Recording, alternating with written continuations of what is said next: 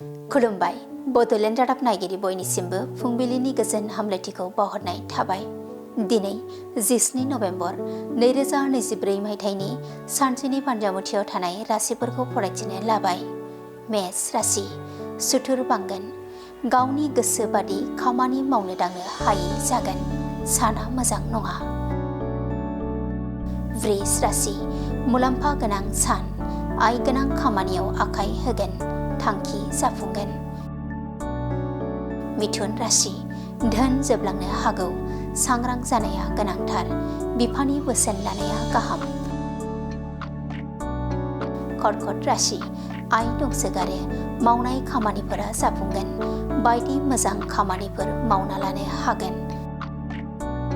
सिंह राशि बिफा आरो फिसालानि गेजेराव अनलायनाया बांगोन, जेखि खामानि मावा मानो गोरोबलायना मावगोन, मोजां सान।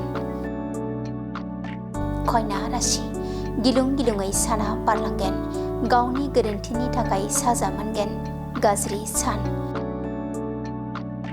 तुला राशि खामानिया मावबाबो जोबनो रोंनाय नङा, जिंगा बांगोन, सानसे मानि देहा मेंसोगोन। वृश्चिक राशि सुखि मोनदांगोन, गोसोनि साननायखौ जाफुंहोनो हागोन, साना मोजाङै बारलांगोन।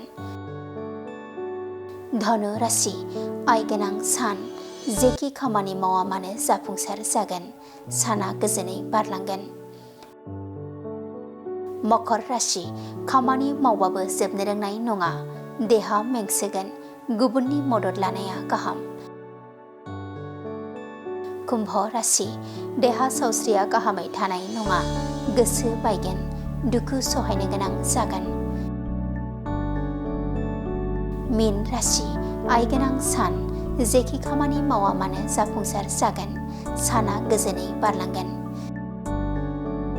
दिनैनि राशि फरायथिनाया एसेनोसै। बेजों लोगोसेनो दिनैनि साना बुहुमनि साफ्रोमबो सुबुंफोरनि थाखाय गाहाम जाथों बिखौ बड'लेण्ड रादाब नखरनि जानानै इसोरनि खाथियाव आरज गाबनाय थाबाय।